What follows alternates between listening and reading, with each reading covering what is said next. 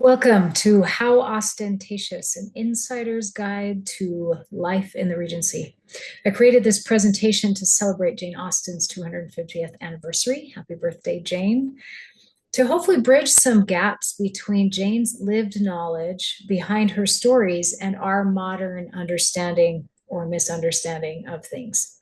I'll take you on a deeper dive into some of the more nuanced facets of the Regency life that come through in Austen's wonderful stories and that I've tried to reflect in my own.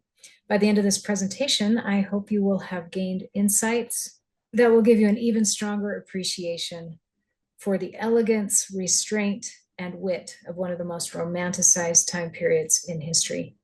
Please enjoy. One of the most memorable scenes in Jane Austen's works is when Lady Catherine de Bourgh sweeps into Longbourn House to demand that Elizabeth Bennet relinquish any designs on her nephew, Mr. Darcy. She insults Lizzie by every possible method and accuses her of attempting to quit the sphere in which she was brought up. We all love Lizzie's spirited response. In marrying your nephew, I should not consider myself as quitting that sphere. He is a gentleman. I am a gentleman's daughter. So far, we are equal. It's interesting to note that while she's definitely standing up for herself, our obstinate, headstrong heroine is agreeing with Lady Catherine's views on class. Elizabeth recognizes that if she were, in fact, a member of a lower class, she could not and would not aspire to Mr. Darcy's hand. But how can Mr. Darcy and Mr. Bennet be considered equal? Mr. Darcy has a fortune of £10,000 a year, a large estate in Derbyshire, and a house in London.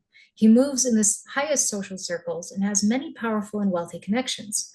Mr. Bennet has a fortune of £2,000 a year, a small estate at Longbourn, and rarely goes to London. He prefers his library to social events and only maintains connections that entertain him. There were also men like Mr. Gardiner, who lived by trade and within view of his own warehouses, and Edward Ferrars and Captain Denny, who did not own any property and relied on either their parents or an occupation for their living, and yet were still considered gentlemen. All these gentlemen were widely different in terms of personal wealth and connections. So what was it exactly that made them all gentlemen? And what made a lady a lady? It came down to birth, education, and breeding. Birth was the most important because it was your lineage or how important your ancestors were that determined your social class. Members of the upper class descended from those who had been friends to or done service for the king. Thus, they considered their station a divine right given by God through the king and handed down through generations. It was a solemn privilege to lead and direct the affairs of those in their stewardship, and many in the upper class took their duty to care for the less fortunate very seriously.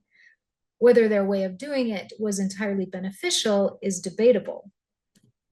Lady Catherine tended to sally forth into the village to settle their differences, silence their complaints, and scold them into harmony and plenty, while Emma was very compassionate, and the distresses of the poor were as sure of relief from her personal attention and kindness, her counsel and her patience, as from her purse.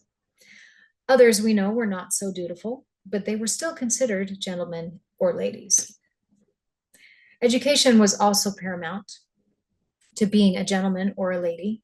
Though a good education meant different things for men and women, every member of the upper class was expected to know certain things like history and politics, French or Italian, dancing and music, and other accomplishments, and to display that knowledge at appropriate times. Breeding was the icing on top. Because social functions made up the majority of their lives, members of the upper class were expected to know all the social rules and abide by them, and to conduct themselves with decorum, elegance, and restraint at all times. There was also an extremely important but generally unspoken social rule in the upper class that gently bred persons did not sully their hands with work. Work was for laborers and members of the lower classes, whose duty it was to serve those who had been chosen by God and the king to be their betters. If one was obliged to work, especially for something so vulgar as a daily wage. One was considered ungenteel. This was why common tradesmen, merchants, and yeoman farmers were squarely put in the middle class. While involvement with trade was fairly common among gentlemen, like Mr. Gardner and the Bingleys, there was a definite distinction between respectable lines of trade and common trade. If a man was directly involved in hands-on work, he was not considered to be in a respectable line of trade and was looked down on by the upper class. Even if ambitious members of the merchant class purchased land to live in a semblance of their gently born neighbors, without the benefit of a lifetime of education and breeding, it was nearly impossible for them to fit in. Emma looked down on the Coles, who had been settled some years in Highbury and were very good sort of people, friendly, liberal, and unpretending. But on the other hand, they were of low origin, in trade, and only moderately genteel. It was easier for the children of such people to find a footing in the upper class, having been reared without having to participate in work, and with an education and breeding superior to their parents. Such was apparently the case with Miss Hawkins, who became Mrs. Elton in Emma. Miss Hawkins was the youngest of the two daughters of a Bristol merchant, but as the whole of the profits of his mercantile life appeared so very moderate, it was not unfair to guess the dignity of his line of trade had been very moderate also.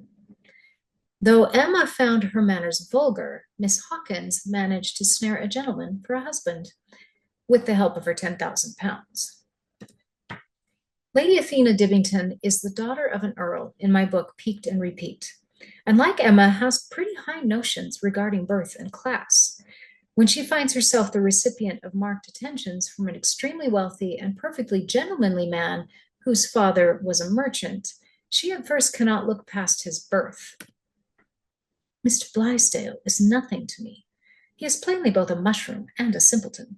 He obviously wishes to improve his lot in society and thinks to make an alliance with my family to achieve it. If he had a grain of common sense, he would have seen from the outset that his aim is grossly misjudged.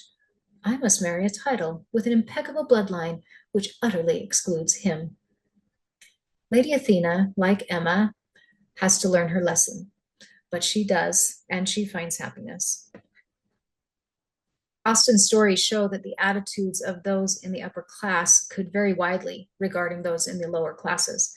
Characters like Lady Catherine de Bourgh and Sir Walter Elliot and his daughters Elizabeth and Mary hold people in contempt and jealously guard their own importance, while others, like Mr. Knightley and Anne Elliot, are less tenacious and more tolerant of everyone. But they all adhere to the social rules that preclude those without enough wealth to set aside all hands-on work from acceptance in upper-class society. Even though Mr. Knightley esteems and values Mr. Martin, a yeoman farmer and the admirer of Harriet Smith in Emma, he acknowledges that Mr. Martin can have no place in the social circle that he and the Woodhouses inhabit, no matter how much he regrets it. His rank in society I would alter if I could, which is saying a great deal, I assure you. And while Emma at last learns her lesson and is genuinely happy for Harriet's marriage to Mr. Martin, the stigma of his occupation makes it so that the intimacy between her and Emma must sink. Their friendship must change into a calmer sort of goodwill. You can see from this that during the Regency, the barrier between the upper and working classes was truly formidable. So if work was such an unforgivable thing, what about gently bred persons who found themselves without a means of support? With estates going to the eldest son, many younger sons and daughters who remained single found themselves in this situation. To preserve people from social ruin, there arose a set of occupations considered to be genteel because they did not require hands-on work, and most were paid more as a stipend or an allowance rather than a wage. If a lady found herself in reduced circumstances, her best option was to marry and thus have a husband to provide for her. But if she could not or did not wish to marry, and if she could not live with family or friends, there were very few opportunities for her to support herself that would not absolutely exclude her ever from re-entering polite society. One was as a lady's companion, as Mrs. Annesley was to Georgiana Darcy, and another was as a governess, as Miss Taylor was to Emma Woodhouse. Whereas most companions and governesses lived out their lives on the fringes of society, with their greatest hope that they might save enough someday to retire to a small lodging house or cottage somewhere, Miss Taylor was lucky enough to catch the eye of Mr. Weston, a country gentleman, and after Emma had outgrown her need of a governess, to re-enter society as a married lady. Perhaps because men were expected to provide for their families, there was a wider range of genteel occupations for them. Acceptable livings were as clergymen, like Mr. Collins, military officers, like Captain Denny and Captain Wentworth, in government posts, and as lawyers, like pert Mr. Cox in Emma. There were also solicitors, land agents, medical men, and others, though these were considered slightly lower class because they entailed more hands-on work. Speaking of medical men, Jane Austen mentions 3 different types, which can lead to some confusion. Bingley's sisters, convinced that no country advice could be of any service, recommended an express to town for one of the most eminent physicians. If Jane does not get well soon, we will call in Mr. Perry, the apothecary. The expense shall not be thought of. A surgeon, said Anne. He caught the word. It seemed to rouse him at once, and saying only, true, true, a surgeon this instant. So physicians were perhaps the highest of the 3 divisions of medical men, and the only ones accorded the title of doctor, because they had the most formal education. To become a physician, one had to receive a degree in medicine from a recognized institution like Oxford or Cambridge. A physician was like a modern physician and would diagnose, treat, and advise patients regarding their maladies and would prescribe medications. Physicians were generally to be found in large cities where they could be sure of a wealthy clientele who could support them with monetary gifts in thanks for their treatments. Because of this, they were regarded as gentlemen and given status in society. Apothecaries were very much like modern-day pharmacists, concocting drugs or medicines for people to take when ill. They were learned in the use of herbs and plants, as well as various minerals and chemicals, and were primarily concerned with correctly mixing medicines and selling their wares, not advising customers on how to treat illnesses. But in the country, where a doctor was unavailable, apothecaries would often take the place of doctors and were consulted in cases where non-invasive treatments were anticipated, like colds, fevers, and other illnesses requiring only medications for treatment.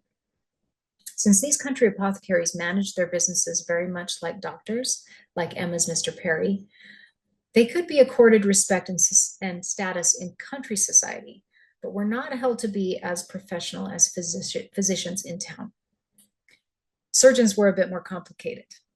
They performed any invasive treatment or surgery, including amputation and bloodletting, but also cutting hair. The Guild of Surgeons was officially combined with the Company of Barbers during the reign of King Henry VIII, perhaps because there wasn't enough work for 2 separate men in every town, or because people who like to cut things ought to be contained. Who knows? But barber surgeons were common for a long while. Neither apothecaries nor surgeons were called doctor, not having attained the degree necessary for that designation. They were merely Mr. So-and-so. During the Regency, there were many dangerous and strange medical practices, all supported by the scientific community as sound and useful. Laudanum, which is a tincture of opium, was commonly used for pain or to induce sleep, even in infants. Bleeding was a common practice to balance the humors or to rid the body of impure liquids, and arsenic was used to treat everything from asthma to dyspepsia to eczema and more.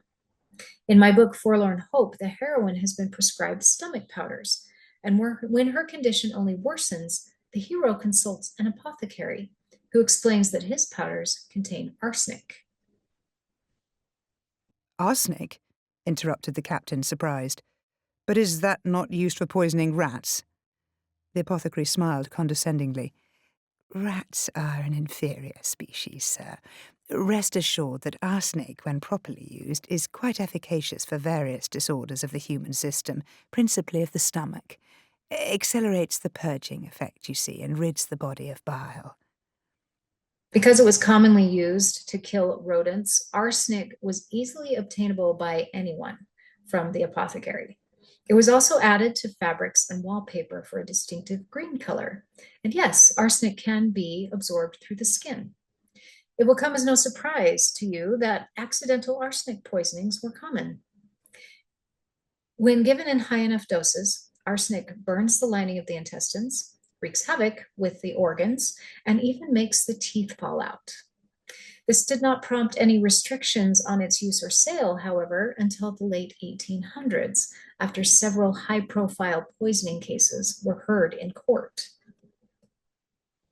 Another popular but far less dangerous remedy was imbibing the mineral-rich waters that came from natural hot springs. As early as Roman times, the medicinal properties of hot springs were celebrated and sought in England.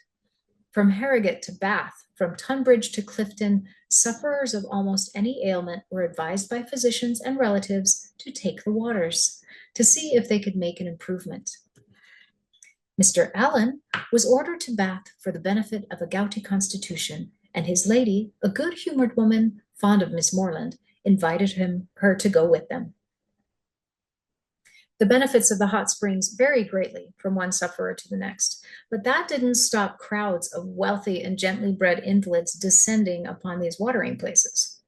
As they brought family and even friends, it was only natural that social opportunities would spring up, with assembly halls, promenades, gardens, and other gathering places built to accommodate the cream of society. Jane Austen, of course, saw the humor in the socialization of these spas and watering places, and began to write Sanditon as her response. It is the story of a seaside town turned health spa, whose principal families are its most avid patrons. They hope Sanditon will become the new Brighton, with sea bathing, mineral springs, and any other miracle cures that can be found. These would be many and varied, as a wide range of tinctures, tonics, and elixirs were offered as cure-alls by practitioners and quacks alike. One such cure-all mentioned prominently in Sanditon was ass's milk, which was considered exceptionally healthful for everything from gout to scurvy, wind, diarrhea, colds, pain after childbirth, and hemorrhoids. Lady Denham, one of the enterprising residents of Sanditon, is quick to grasp the possibilities for enriching herself. A French boarding school, is it? And out of such a number, who knows but some may be consumptive and want ass's milk. And I have 2 milch asses at this present time. Now, if we could get a young heiress to be sent here for her health, and if she was ordered to drink ass's milk, I could supply her. Not all these miracle cures available at these watering places were complete quackery. Sea bathing and fresh air were often all people needed to counteract the effects of city pollution and crowded living. And other treatments, like steam baths, could also be beneficial. In my book, A Knowing One, the heroine's father, Mr. Marshall, is fully invested in the healthful effects of the shampooing treatment at the Indian vapor baths. Best treatment in the world for all sorts of ailments. Now you've got rid of the skin eruption, no doubt you'll begin to imagine yourself free and clear, but do not believe it.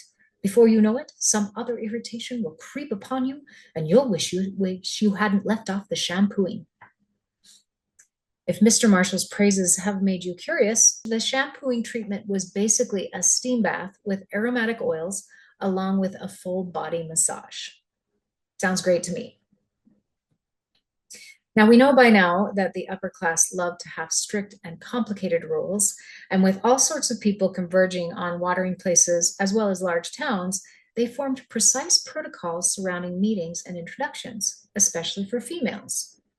While it was generally acceptable for men in the same situation to seek an acquaintance, an introduction of a stranger to a female could only be made by someone who knew both parties. And if there was no one to make the introduction, society dictated that it could not be made. Thus, Mrs. Bennet's anxiety in Pride and Prejudice, when she bewails her inability to gain an introduction to Mr. Bingley should her husband refuse to go. Indeed, you must go. for it will be impossible for us to visit him if you do not. In Northanger Abbey, Catherine cannot interact with anyone until she gets an introduction, but her chaperone doesn't know anyone. I wish I had a large acquaintance here with all my heart, and then I should get you a partner. Luckily for Catherine, many assembly rooms had a master of ceremonies who was imbued with the power to make introductions between strangers. This seems like an enormous inconvenience, but let's look a little deeper at why it was so. In general, the formality of introductions protected people from being forced into an acquaintance that was undesirable for whatever reason. In Pride and Prejudice, Elizabeth is shocked by Mr. Collins's determination to introduce himself to Mr. Darcy.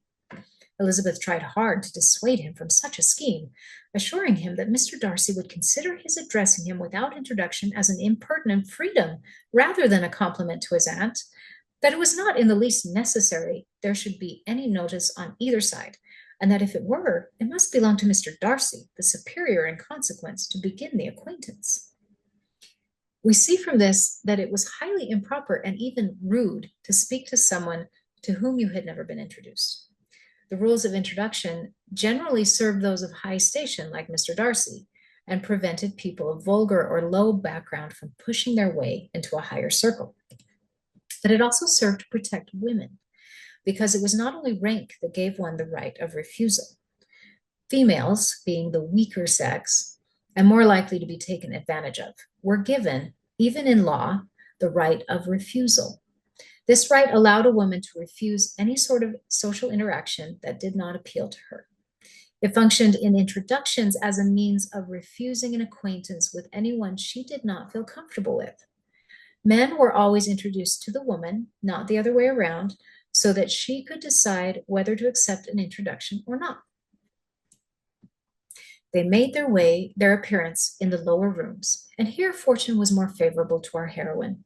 The master of the ceremonies introduced to her a very gentlemanlike young man as a partner. His name was Tilney. In my book, Peaked and Repeat, Lady Athena Dippington is presented with a choice of accepting a new acquaintance.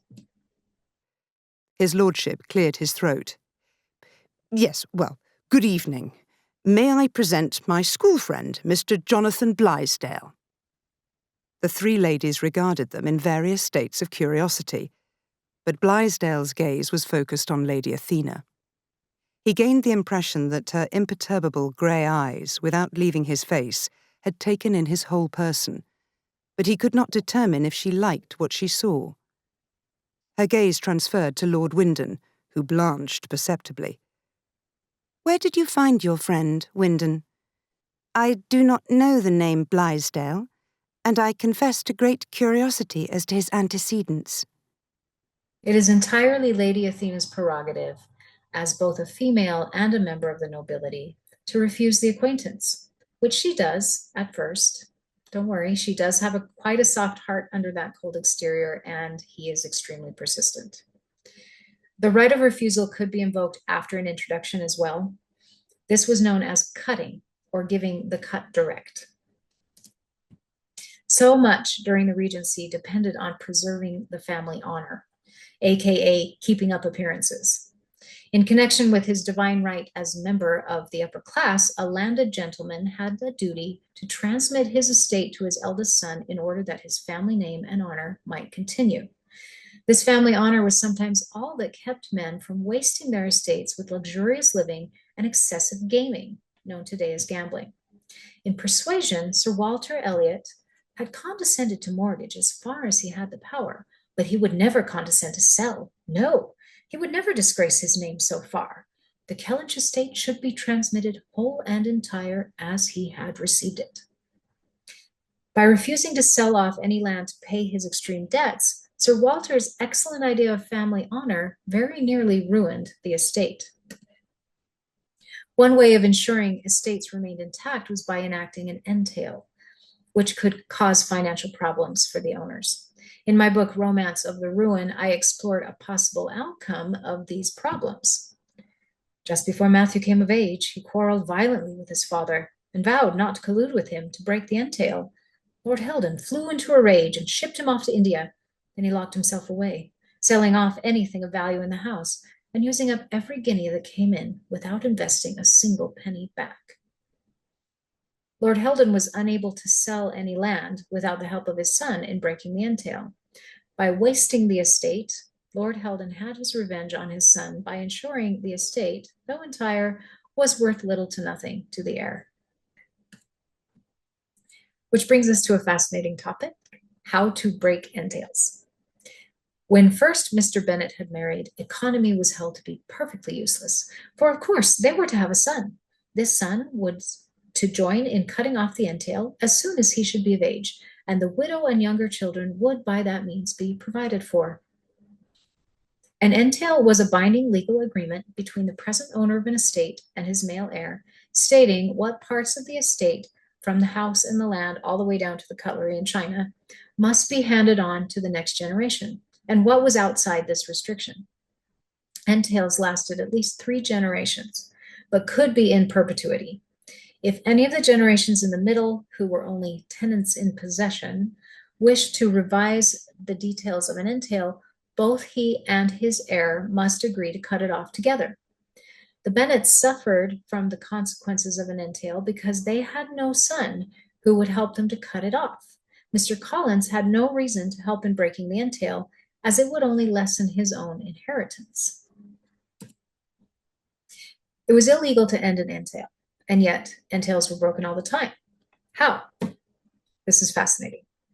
By the current tenant in possession and his heir colluding to create a fictitious court case called a common recovery, exploiting a loophole in the law. The tenant in possession would temporarily convey the land by deed to another party called a trustee, usually the estate solicitor or a trusted clerk who had agreed to assist them in the fictitious case. Then they would file a claim in court that the trustee had essentially stolen the land sometime in the past 30 years. The trustee would respond with a formal denial, demanding that the tenant in possession prove his ownership of the land. The tenant in possession would then hire a court clerk or a paid actor, often going by the name John Doe, to represent him in court. The representative would conveniently not appear in court to defend his claim, and by default, the trustee would be awarded the land, which, having changed hands, was now legally unentailed. The trustee would then restore the land, as previously agreed, to the tenant in possession and his heir, who, as full owners, could remake the entail to their liking, selling off land to beef up their family coffers or assigning parts and pieces to other family members. This farcical undertaking was common practice among landholders during the Regency era and was ended only when entails were finally made illegal in 1833. With talk of evil lords and ruined mansions, I thought we might want to take a look at Gothic romances of the Regency era.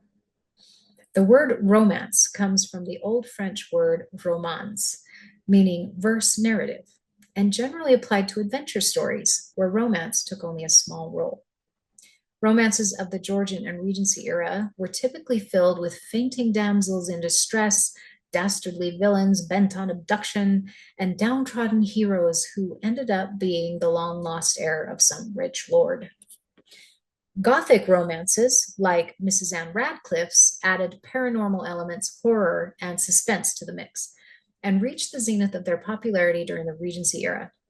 Jane Austen read many of these and greatly enjoyed them, but they influenced her writing only so much as to inspire Northanger Abbey, a parody of Gothic romance. In this delightful tale, she milks all the hallmarks of the typical Gothic romance, as in this scene.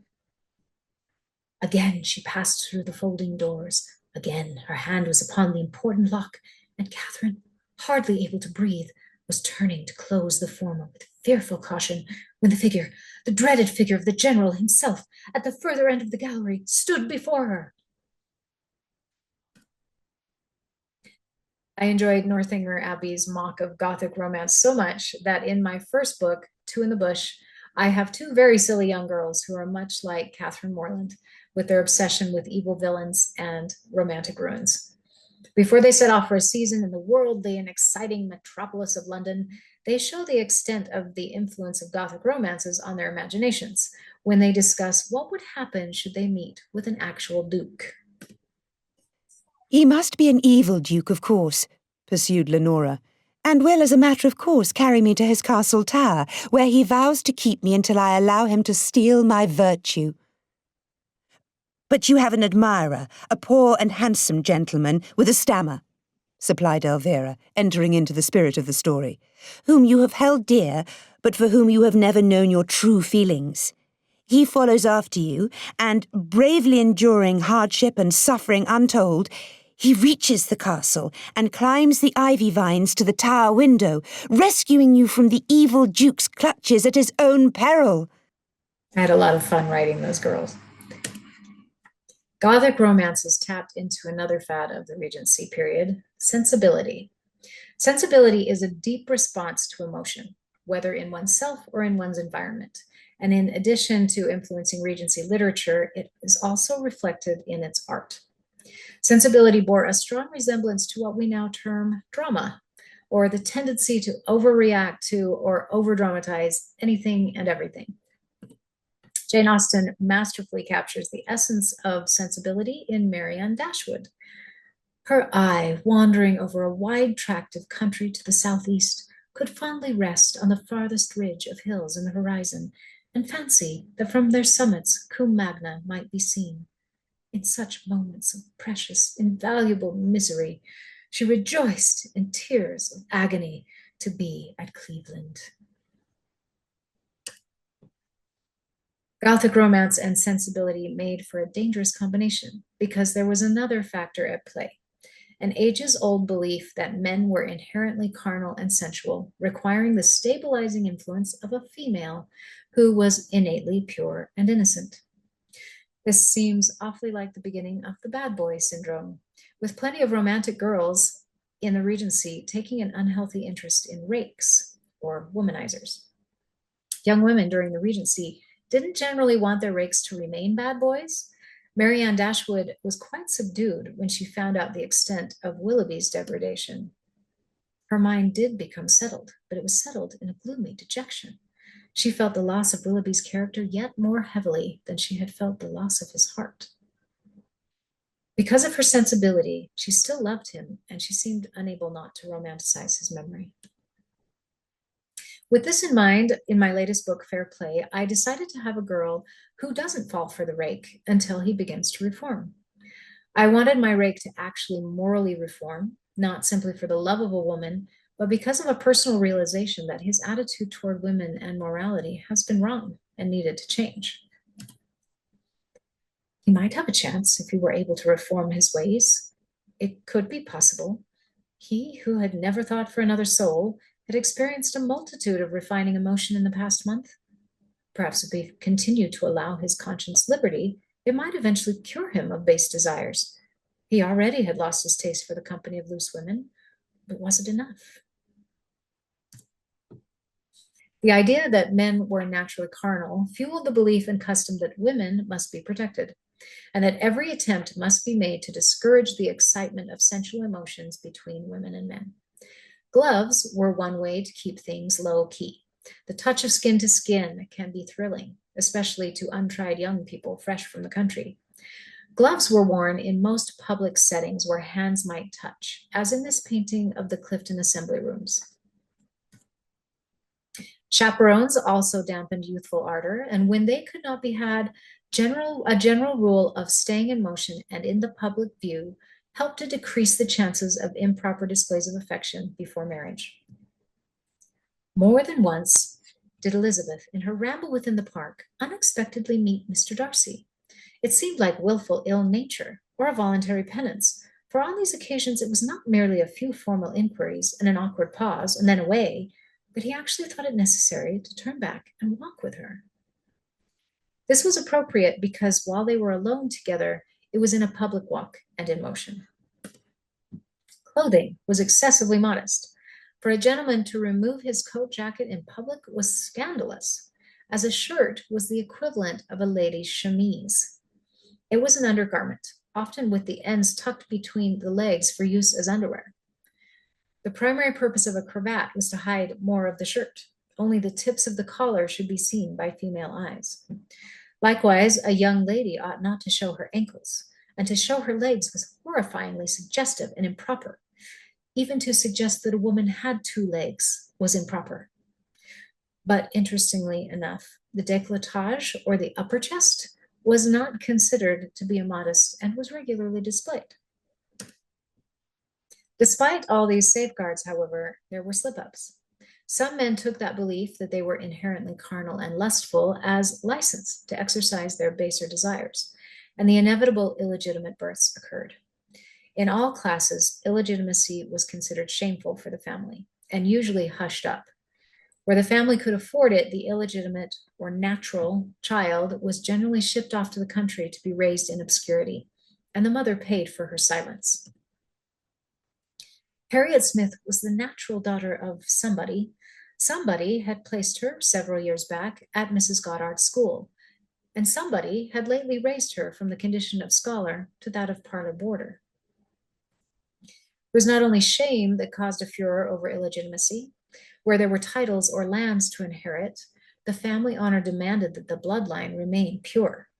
If there was any concern over the legitimacy of an heir, the entire succession could be jeopardized. With all this stigma, many illegitimate children were never acknowledged by their gently born parents, even when the parents provided for their care. But occasionally, a child was both acknowledged and provided for, like in my book, Fair Play, where a young man learns he has an illegitimate half-sister. How could my father even imagine to have you respectably settled, ground out Mr. Willoughby, to saddle me with so hopeless a case, and without allowing me the funds? Mr. Findlay cleared his throat. If I may, sir, your sister's fortune is exceedingly large. It will, I believe, ameliorate the fact of her illegitimacy. It often does in such cases as this, you know. One unfair consequence of the men are carnal while women are pure belief was that men's indiscretions, while abhorred, were generally winked at. Women, on the other hand, being pure and innocent, were considered ruined if anything happened to tarnish their perfect reputations. Meeting a man in private, or even writing to him, was enough to bring shame upon an unmarried lady. And if she received a kiss, or was known to have spent a night in his proximity, marriage was the only rescue. The shame and dishonor extended to the young lady's family as well. Thus, Lydia's elopement with Wickham was an absolute disaster until they married. The good news spread quickly through the house, and with proportionate speed through the neighborhood. It was born in the latter with decent philosophy. To be sure, it would have been more to the advantage of conversation had Miss Lydia Bennet come upon the town, or, as the happiest alternative, been secluded from the world in some distant farmhouse. But there was much to be talked of in marrying her, and the good-natured wishes for her well-doing, which had proceeded from all the spiteful ladies in Meryton, lost little of their spirit in this change of circumstances, because with such a husband, her misery was considered certain. Thus, men could commit adultery, fornication, and other sexual sins without much ill consequence, while women could never recover unless married, and even then only in lower circles. If you're not super impressed by this, you're in good company. Jane Austen commented in Mansfield Park. Mr. Rushworth had no difficulty in procuring a divorce, while Maria must withdraw to a retirement and reproach which could allow no second spring of hope or character. That punishment, the public punishment of disgrace, should in a just measure attend Mr. Crawford's share of the offense is, we know, not one of the barriers which society gives to virtue. Because of this injustice between sexes, I decided to have a heroine who would take matters into her own hands. In my book, A Dangerous Affair, the heroine, Clara, is lured away into a dark room by the villain, so her reputation will be compromised and she must consent to marry him. But Clara is not your average miss and has taken pretty serious steps to ensure her safety. Now, my sweet, we are alone, said Mr. Picton, looming over her in the shadows. Do you know how difficult it has been to accomplish this feat? He would then have seized her in an inescapable embrace, but for the unmistakable sound of a pistol being cocked. He stilled, and Clara chuckled, pushing the pistol into his stomach. I like to think that Jane Austen would approve. I hope you now have a deeper appreciation for the influences of work behind Jane Austen's delightful stories. As we all are to some extent, Austen was a product of her time, which was as complex, romantic, and multifaceted as she was. If you'd like to know more about the Regency, please visit my website, where you will find historical blog posts, links to my own books, and if you join my newsletter, you will receive a free Austen-inspired ebook.